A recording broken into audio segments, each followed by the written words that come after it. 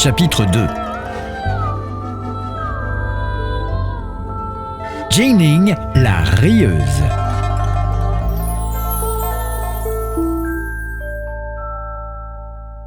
Cette histoire a traversé les âges et remonte au temps du royaume de Duhu. À Luodian, dans le district de Chu, vivait Wang Zifu. C'était un esprit éveillé qui, dès ses 14 ans, s'était distingué lors des épreuves ouvrant au premier échelon du cursus des clercs, ce qui lui avait valu l'attribution d'une bourse. Il était en effet orphelin de père depuis sa prime jeunesse. Et pour sa mère, il était le centre du monde. Un monde dont les confins n'excédaient pas les murs de leur demeure. Au-delà commençait l'inconnu.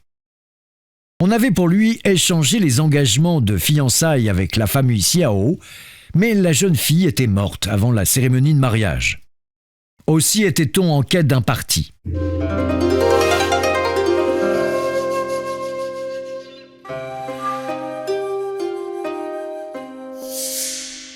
Il reçut une visite à l'occasion de la fête des lanternes. C'était ainsi un cousin du côté d'un oncle maternel, la famille Wu est lettrée de son état, lequel lui proposa une promenade de conserve pour admirer ces lanternes qui célébraient le retour de la lumière et les familles qui les avaient confectionnées. Mais le cousin Wu fit rapidement défaut, rappelé dans sa famille par un serviteur venu tout exprès. Wang, le jeune clerc à l'esprit curieux, poursuivit seul la flânerie, mais non point dans la solitude, puisque les lanternes avaient aussi attiré nombre de demoiselles.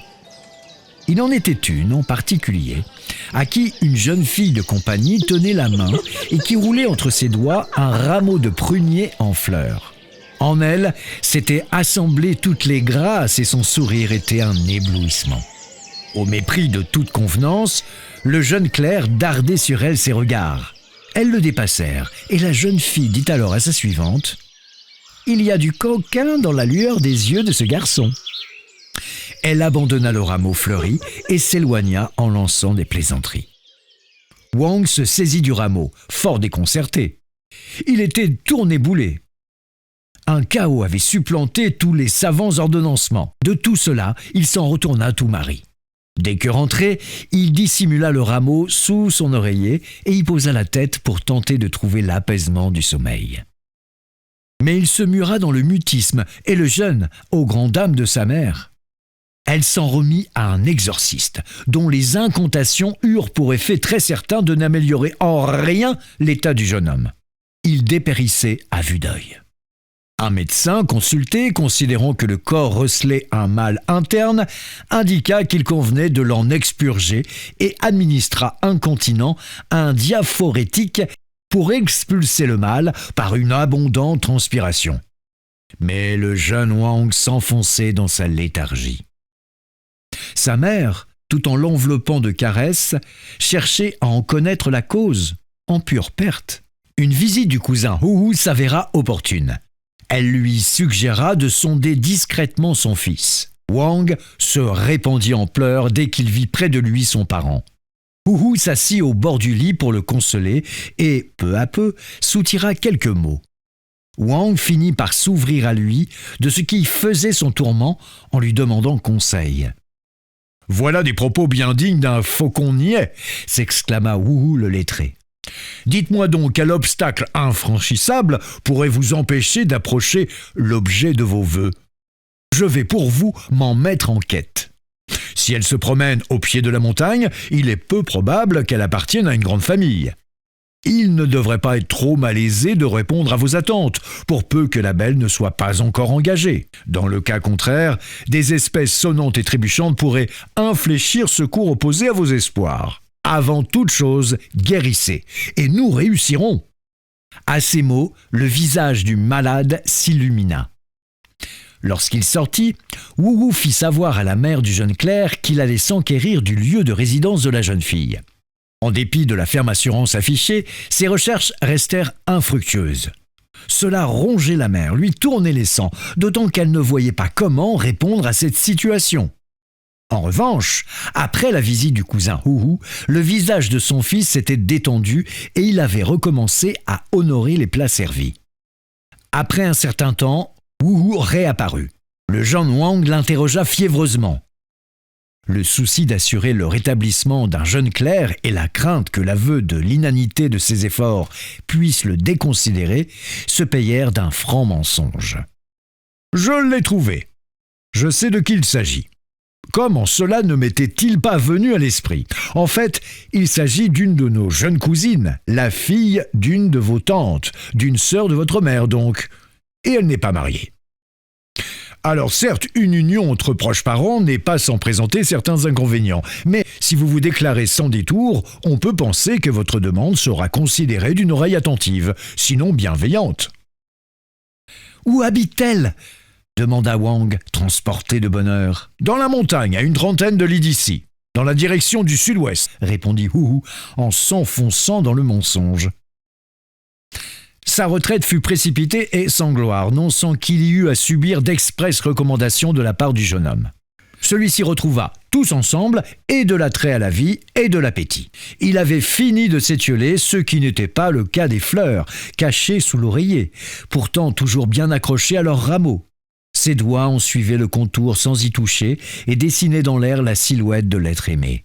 Une pensée en entraînant une autre, il s'étonna du long silence de celui sur qui reposaient ses espoirs. Il lui fit porter des messages pour l'inviter à lui rendre visite.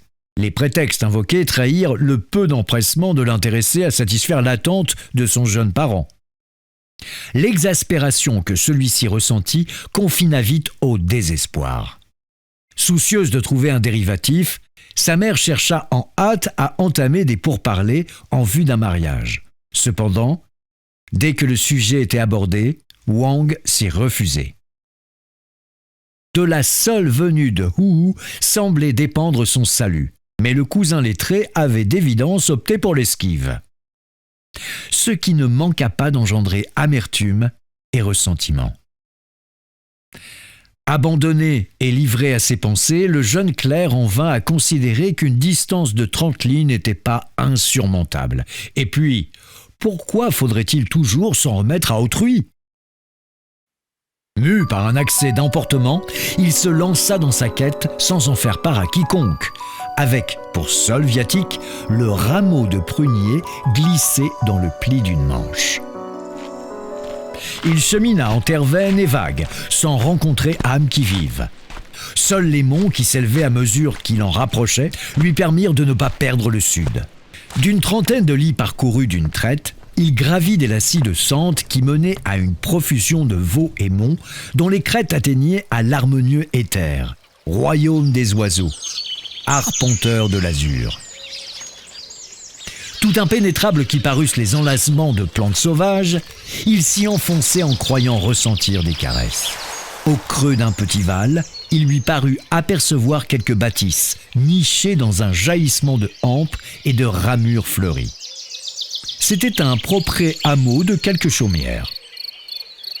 Au nord, il s'en trouvait une dont le mur de clôture était ombragé de saules pleureurs. À l'intérieur de l'enceinte s'épanouissaient des abricotiers et pêchers en fleurs au milieu duquel s'élançaient des bosquets de bambous, qu'égayaient les trilles et roulades d'oiseaux en liberté.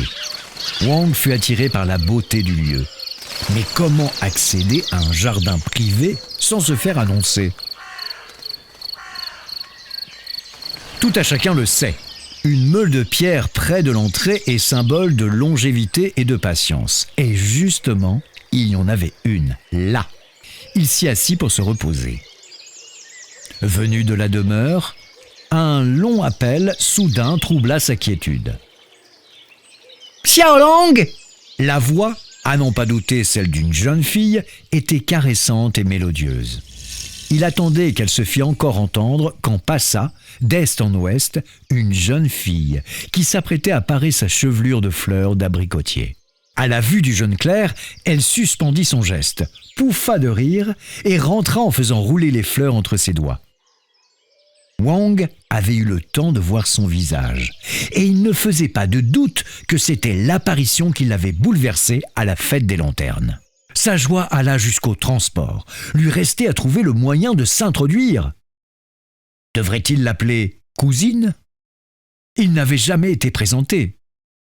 se serait peut-être laissé à penser qu'il en savait plus qu'il n'aurait dû. Et personne alentour qui eût pu l'éclairer. Que faire? Que ne pas faire? Ces mouvements étaient les symptômes de son indécision. Agitation et apathie, alternativement circulation circulaire, progression nulle. Il fit station avec constance le jour durant. L'objet de sa flamme lui occupait si fort l'esprit qu'il en omit le boire et le manger.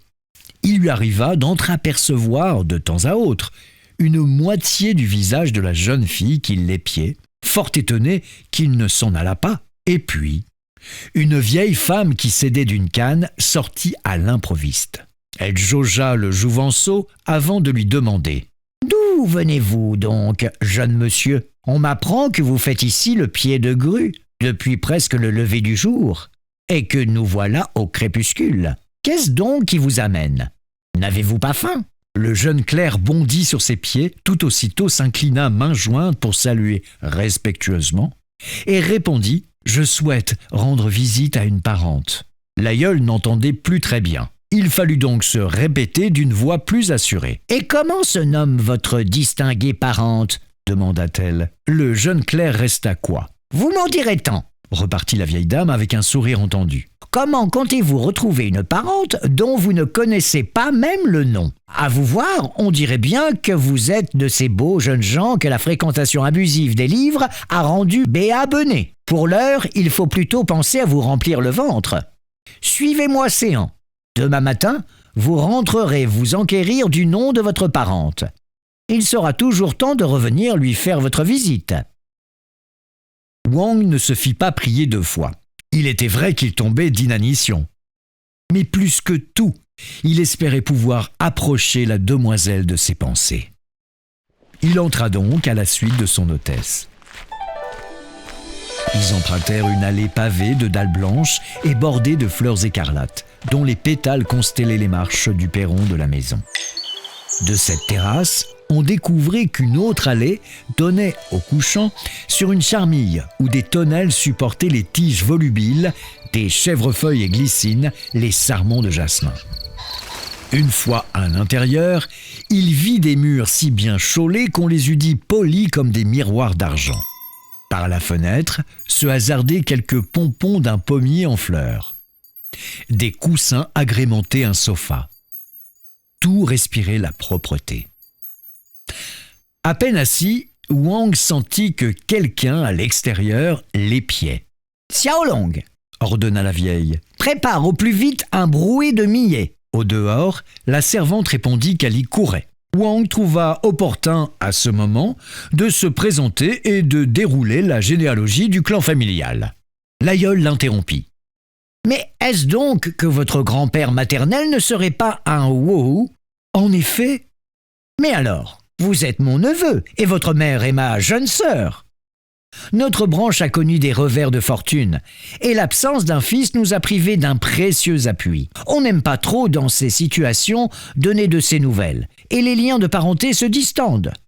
De fait, vous voilà déjà bien grand et je ne savais encore rien de vous. »« C'est justement pour voir ma tante que j'ai fait tout ce chemin, » répartit le jeune clerc. « Soyez assurés que c'est l'état de sidération où j'étais voilà peu qui m'aurait fait perdre, très momentanément, la mémoire. C'est dans la famille Qin que j'ai été admise pour épouse. Je n'ai pas eu d'enfant moi-même. Je me suis vu confier la fille de la seconde épouse de mon mari, laquelle s'est remariée, et c'est moi qui me suis occupé de la petite. Elle ne manquait pas d'entendement, mais d'éducation. Un rien la fait rire. Pour elle, rien ne mérite un tant soit peu de gravité. Elle viendra bientôt vous saluer et vous pourrez faire connaissance. »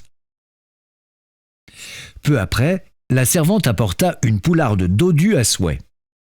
La vieille femme encouragea son hôte à honorer le plat, après quoi la servante se hâta de débarrasser. « Faites venir mademoiselle Ning » lui fit-elle demander. Un long moment plus tard, on entendit des rires étouffés derrière la porte. « Jingnin, ne fais pas ta bêtasse » lança la vieille. « Ton cousin attend de t'être présenté. » Mais les rires ne cessèrent pas pour autant. Alors que la servante la poussait dans la pièce, Jingnin semblait ne pouvoir contenir cet accès d'hilarité. tout en prenant bien soin de masquer ses dents de la manche. Sa tutrice eut pour elle un regard peu amène. « Reprenez-vous, enfin ! À quoi rime ces ricanements en présence d'un invité ?» Lequel s'inclina cérémonieusement, alors qu'elle-même avait bien du mal à afficher le moindre sérieux. « Le jeune Wang Sifu que voici se trouve être le fils de ta tante maternelle. Il est inconcevable qu'étant des deux branches de la même famille, nous nous ignorions. »« Et combien de printemps compte ma chère cousine ?» demanda le jeune clerc. Comme l'aïeul n'avait pas bien entendu, il dut se répéter, ce qui fut cause d'un nouveau fou rire qui empêcha la jeune fille de lever la tête. « Voilà qui montre assez que je ne l'ai pas bien éduquée, » reprit la vieille. « Elle a déjà 16 ans, mais ne dirait-on pas une enfant ? Elle est d'1 an plus jeune que votre neveu. »« Vous avez donc 17 ans, mon cher neveu. Ne seriez-vous pas de l'année du cheval ?» Le jeune homme opina du chef. « Et quelle femme a-t-elle l'honneur d'être votre épouse ? » ?»« Je n'en ai pas. »« Comment ? Pas encore mariée, à votre âge, avec les talents qui vous sont reconnus et bien fait de votre personne comme vous l'êtes ? Au demeurant, Jing-Ning non plus n'a pas encore de belle famille. Savez-vous que vous feriez un fort beau couple ? N'était-ce cet épineux problème d'une alliance au sein de la proche parentèle ? Le jeune clerc, muet, gardait les yeux rivés sur Jing-Ning. La suivante dit à l'oreille de celle-ci. « Il y a toujours du coquin dans la braise de ce regard-là ?» La jeune fille éclata de rire et dit à sa suivante. « Allons donc voir si les fleurs de pêcher sont écloses. » Elle se cacha le bas du visage de sa manche et sortit à petits pas précipités. La porte passée, ses cascatelles de rire reprirent de plus belle. La vieille femme se leva à son tour et fit prendre les dispositions pour que leur hôte pût se reposer. « Mon cher neveu, dit-elle, venir jusqu'à nous est une entreprise hasardeuse et qui n'est pas de celle qu'on peut répéter. Aussi, profitez de ce que vous y êtes pour rester 4 ou 5 jours. Nous veillerons alors à ce que vous ne fassiez pas seul le chemin du retour. Nous avons un jardin d'agrément derrière la maison et des livres pour vous occuper l'esprit si jamais vous vous ennuyez. » Le lendemain, en effet, il découvrit derrière la chaumière ce jardin d'un demi-mu, tapissé d'un fin gazon et arboré de charmes et de trembles. Au fond du jardin, 3 fûts érigés, arbres ou colonnes. On n'eût su le dire, tant était dense la végétation qui les avait enveloppés. Supportait un couvert de cannes de roseaux gagné par les fleurs. Wang s'avançait à pas prudents au milieu de cette exubérance végétale lorsqu'un froissement venu de la cime d'un arbre lui fit lever le nez. Il reconnut Jing-Ning, accrochée aux hautes branches, laquelle, à sa vue, fut secouée d'un faux rire qui fit craindre une chute tant son équilibre était précaire. « Descendez, vous allez vous rompre le cou !» s'écria le jeune homme. Elle descendit en effet. Mais tout près d'arriver au sol, lâcha prise, tomba et cessa de rire. Le jeune homme l'aida à se relever et en profita pour exercer une délicate pression sur son poignet. Elle se remit à rire, adossée au tronc, et fut un bon moment à ne pouvoir marcher. Le rire cessa enfin et le jeune clerc sortit de sa manche le rameau flétri qu'il avait apporté. « Mais c'est tout sec, » dit la jeune fille. « Pourquoi garder cela ? » « Parce que c'est vous qui l'avez abandonné à la fête des lanternes, et j'ai voulu le conserver. Quelle idée ! C'est le signe de mon attachement et de la puissance des sentiments que vous m'inspirez. Depuis notre rencontre à la fête des lanternes, vous avez occupé toutes mes pensées. Ces transports m'ont failli conduire au trépas. Je désespérais de vous revoir jamais et de vous prier de me témoigner votre générosité. Il ne manquerait plus que cela qu'entre parents, on se montre avare. Au moment de votre départ, je ferai appeler une vieille servante qui coupera un gros bouquet de fleurs du jardin et le portera pour vous. Vous contrefaites la bête, ma cousine. En quoi donc suis-je une bête, mon cousin ? Ce ne sont pas tant les fleurs que j'aime que la personne qui les tenait entre ses doigts. Mais pourquoi dire ainsi des choses toutes simples ? Nous sommes parents, attachés l'un à l'autre comme la libellule au roseau, et il est naturel que vous m'aimiez bien. L'amour dont je vous parle n'est en rien ce lien que nourrissent des parents plus ou moins éloignés au sein d'une famille. Non, l'amour dont je vous parle, c'est celui qui unit un homme et une femme. En quoi est-ce différent ? La nuit, on partage la natte et l'oreiller. La jeune fille baissa la tête et dit après réflexion : « Je n'ai pas l'habitude de partager ma couche avec quelqu'un que je ne connais pas. » Elle n'avait pas plutôt fini sa phrase que sa suivante survenait furtivement. Surpris et confus, le jeune clerc prit l'escampette. Peu après, les jeunes gens se retrouvèrent dans l'appartement de la mère.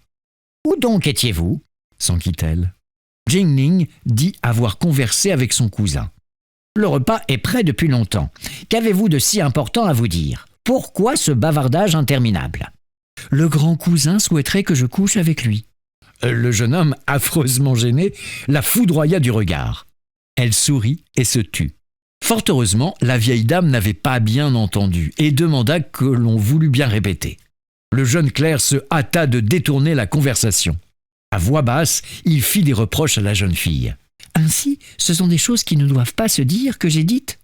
Ce sont des choses à garder secrètes. » « Mais pour les autres, bien sûr, mais pourquoi les cacher à ma vieille mère ? Et puis, le coucher est ordinaire et quotidien. Pourquoi donc faudrait-il le taire ?» Le jeune homme se trouva fort dépourvu devant cette ingénuité et s'en voulut de ne savoir se faire entendre. Le repas venait de s'achever lorsqu'une personne de la maison du jeune clerc arriva, qui venait le chercher, tirant avec elle 2 ânes. C'est que la mère de Wang s'était inquiétée de sa disparition, avait échafaudé toutes les conjonctures.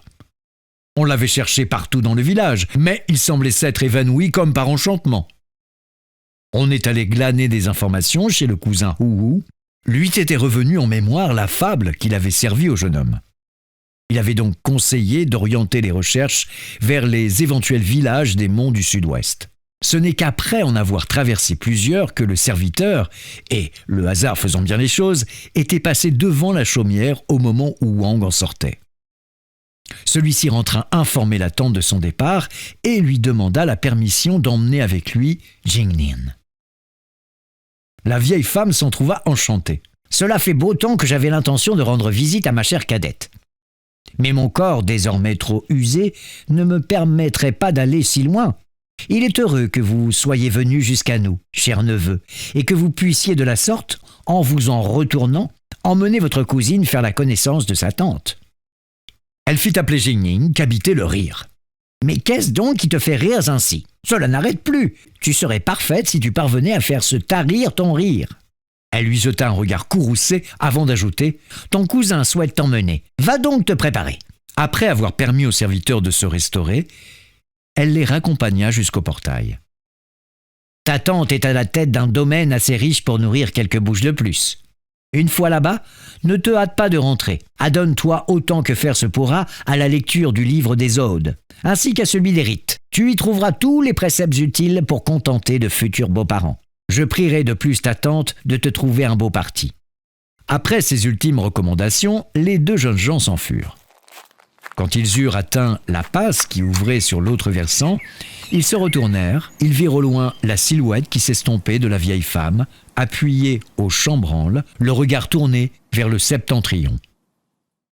À leur arrivée, la mère de Wang ne laissa pas de manifester sa surprise de le voir accompagné d'une si avenante personne et souhaita savoir de qui il s'agissait. « En ces circonstances, vous retrouvez votre fils et trouvez une nièce. Ce que t'avait dit ton cousin Wu n'était pas qu'une fable ? Fruit de son imagination, lui opposa sa mère. Je ne sache pas qu'il me reste une sœur. D'où me naîtrait une nièce ? Elle interrogea la jeune fille. Il est vrai que la bonne vieille que j'appelle maman n'est pas ma mère. Mon père de la famille Tsin est mort quand j'étais encore au berceau. Je n'ai donc aucun souvenir de cette période.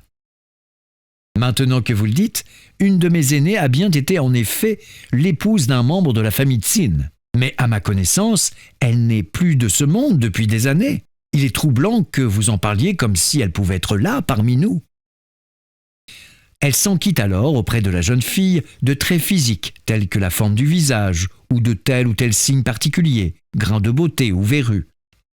Des réponses qu'elle lui fit. Il ressortait en effet qu'il s'agissait bien d'une même personne. Mais la mère de Wang restait des plus dubitatives. Qu'est-ce que ce mystère d'une sœur aînée depuis quelque temps déjà admise au royaume des ombres et qui soudain reprenait forme à travers l'évocation qu'en faisait cette jeune fille ? Sur ces entrefaites survint le lettré Wu qui venait aux nouvelles. La jeune fille se retira. On relata pour le cousin les événements et il en resta ébahi. Il finit toutefois par reprendre ses esprits et s'exclama « Ne s'appellerait-elle pas Jingnin ?» Wang acquiesça, et Wu Wu affirma alors que le cas défiait des limites de l'entendement. On le pressa de dire ce qu'il savait. « Figurez-vous qu'après le décès d'une mienne tante, son époux de la famille, Tsin, a, proprement, succombé au charme d'une renarde. Cette passion l'a en effet consumé et lui aurait été fatale. Mais il en est né une fille. Tous les gens de la maisonnée pourraient en attester, qu'ils l'ont vue emmaillotée sur un couffin. Même après la disparition de cet oncle par alliance, mort d'amour pour elle et par elle, la renarde a continué à hanter la maison. Il aura fallu que des formules d'exorcisme fournies par un maître du Tao soient placardées sur les murs du lieu pour qu'elle s'en retire en emmenant avec elle leur fille. Est-ce que ça serait pas elle, cette même Jingnin, qui nous arrive aujourd'hui ? Et chacun de peser au trébuchet des croyances et des connaissances ses propres incertitudes et convictions. Le tout sur un fond de fou rire sonore qui provenait de la pièce où s'était éclipsé Jingnin. Si elle est simplette, cela tient certainement pour cet enfant à ce qu'elle est mal née, maugréa la mère du jeune homme. Wu Wu demanda à ce qu'elle lui soit présentée. Mais la jeune fille s'esclaffait avec tant d'entrain qu'elle ne fit aucun cas de la mère de Wang comme celle-ci vint l'acquérir. On lui fit donc comprendre qu'elle devait sortir sans plus se faire attendre et il lui fallut se mettre face au mur pour contenir son hilarité. Elle n'avait pas plutôt sacrifié à l'usage des salutations qu'elle dut retourner dans la chambre pour se libérer du fou rire qui la reprenait, ce qui mit en joie à leur tour toutes les femmes de l'assistance. Le cousin Wu se proposa pour tenter de lever la part d'ombre de cette histoire et jouer les entremetteurs si, d'aventure, il y avait lieu. Il fit donc le trajet qu'il avait assez inconsidérément imaginé. Mais de village, point. Il n'y avait pas trace de chaumière. Il ne trouva que fleurs des montagnes éparses. Wu se souvint que dans ces parages devait se trouver la sépulture de la tante. Il la chercha, en vain. Point de stèle funéraire. Le tertre même semblait avoir été arasé. C'est peu de dire qu'il était désemparé quand il revint. À ces nouvelles, la religion de la mère fut faite. Son fils avait eu affaire à une revenante. Elle rejoignit Jingnin pour lui rapporter tout ce que n'avait pas trouvé le lettré Wu Wu. La jeune fille n'en parut pas le moins du monde affectée. Elle se trouvait sans famille et fut pourtant la seule à ne pas s'apitoyer sur son sort. Tout lui était prétexte à rire, inlassablement. Tout propos la mettait en joie, sans toujours de raison. Un grand désarroi gagna la maisonnée. Il fut décidé qu'elle partagerait la couche de la fille cadette. Jingnin prit alors l'habitude de venir, chaque matin, entourer d'attention la maîtresse de maison. Elle manifesta une grande dextérité dans les travaux d'aiguille. Mais elle semblait n'être née que pour rire. Ce rire, néanmoins, n'était pas dépourvu d'agrément, et quoique parfois incongru, il ne lui enlevait rien d'une grâce sur laquelle tout le monde s'accordait. Parmi les jeunes filles et les jeunes femmes du voisinage, c'était à qui la compterait parmi ses fréquentations. La mère de Wang en était venue à choisir un jour faste pour célébrer le mariage, mais elle ne pouvait se dépendre de cette suspicion à l'égard des origines de la future. Elle l'observa au plein soleil, ne décela rien dans son ombre qui trahit une âme errante. À la date choisie, les rites du mariage devaient s'accomplir en costume d'apparat. Mais comment se prosterner, se relever avec le sérieux et la mesure du geste requis quand une folle gaieté s'est emparée de vous? Le rire et le rite ne sont pas parents. Il fallut renoncer à un cérémonial bien mis à mal. Instruit par l'expérience, le jeune clerc craignit par-dessus tout que l'épousée de son naïf babi trahisse les secrets d'alcôve. Mais elle sut rester discrète et ne dévoila rien. Chaque fois que sa belle-mère était d'humeur maussade, irascible, il suffisait d'un rire de Jingnin pour l'apaiser. Des servantes, qui craignaient un châtiment pour une faute vénielle, la priaient d'intercéder en leur faveur, et il n'était pas rare qu'elle parvint à le leur éviter. Elle nourrissait une passion pour les fleurs. Elle en acquérait auprès des parents, des voisins. Il lui arrivait, à la dérobée, de laisser en gage des parures de coiffure en or pour se procurer des espèces rares ou exceptionnelles. En quelques mois, du perron à la clôture, tout ne fut que fleurs. Il y avait, au fond du jardin, une tonnelle de rosiers grimpants, adossée à un mur mitoyen situé au couchant. La jeune femme y grimpait souvent et aimait y prélever des roses dont elle parait sa coiffure. Chaque fois qu'elle la surprenait ainsi perchée, sa belle-mère la gourmandait, mais sans que cela eût d'effet. Un jour, le fils du voisin de la propriété mitoyenne la vit et en resta pétrifié. Il n'en pouvait détacher le regard. Au lieu de disparaître, elle se mit à rire. Le fils du voisin crut alors en une bonne fortune, de quoi nourrir quelque concupiscence.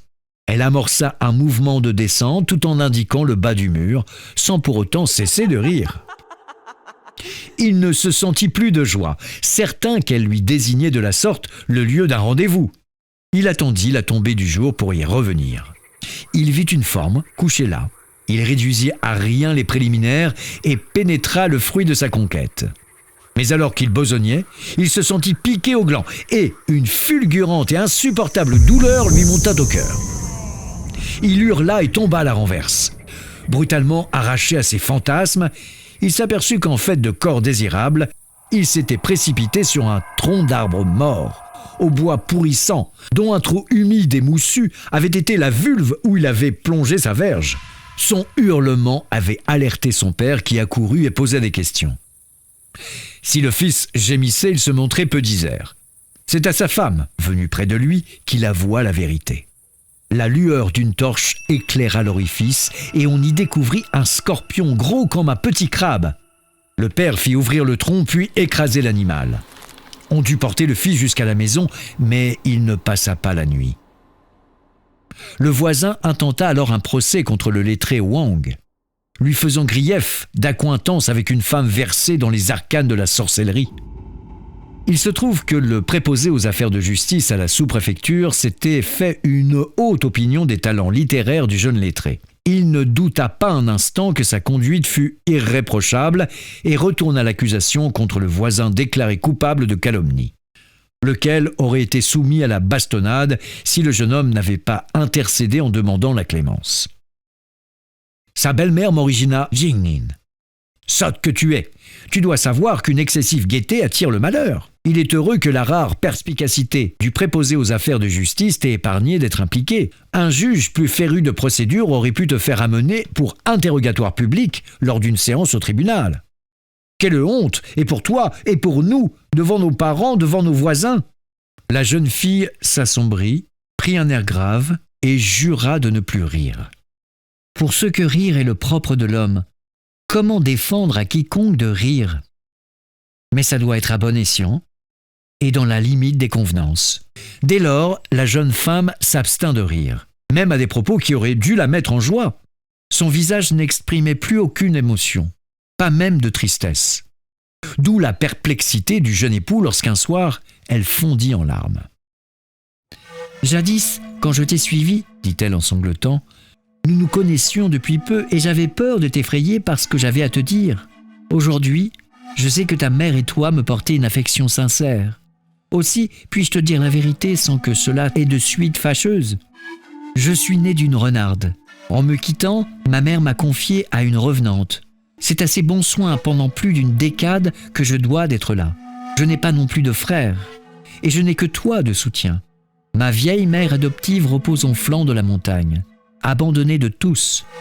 Il n'y a personne pour lui témoigner quelque compassion et transférer ses restes dans le tombeau de la famille Tsin. Les 9 sources reçoivent l'écho de ses lamentations. Nous pourrions mettre fin à sa géhenne au prix de quelque libéralité. Il me coûte d'abandonner ainsi sans soin celle qui m'a prodigué les siens des années durant. » Wang accéda volontiers à cette prière, mais craignait qu'on ne pût retrouver une sépulture engloutie par les broussailles. Elle lui certifia qu'il n'y avait pas lieu de s'en inquiéter. Au jour dit, les époux firent charger un cercueil sur leur voiture et s'enfurent. En un lieu désolé, parcouru d'herbes folles, la jeune femme sut indiquer l'endroit précis où creuser. Dans l'excavation, on trouva en effet les restes momifiés d'une vieille femme. que Jingning prit dans ses bras et baigna de ses pleurs. On rapporta le corps et une fois retrouvé le tombeau de la famille Tsin, on lui permit de reposer auprès de son époux. Le jeune lettré reçut dans un rêve la vieille venue le remercier. À son réveil, il en fit récit à sa femme. « Elle est aussi venue me visiter, lui dit-elle. Mais elle m'a prié de ne pas te troubler. » Le jeune homme regrettait beaucoup de n'avoir pas su la retenir. C'est un spectre qui dissipe les souffles vitaux. Elle ne pèse pas plus lourd que le souvenir dans le monde des vivants. Wang voulut savoir ce qu'il en était de sa suivante, Xiao Wang. « C'est aussi une renarde, fine et délurée, que ma mère m'avait laissée pour veiller sur moi. Chaque fois qu'elle venait à trouver des douceurs, elle m'en faisait profiter. Le souvenir de ses bontés me restera à jamais. Hier, j'ai demandé de ses nouvelles à ma mère renarde. Et elle m'a appris qu'elle était mariée. » Dès lors, au moment de la fête de la clarté et de la pureté, les deux époux se rendraient rituellement sur le tombeau de la famille Tsin pour l'entretenir et rendre hommage aux défunts.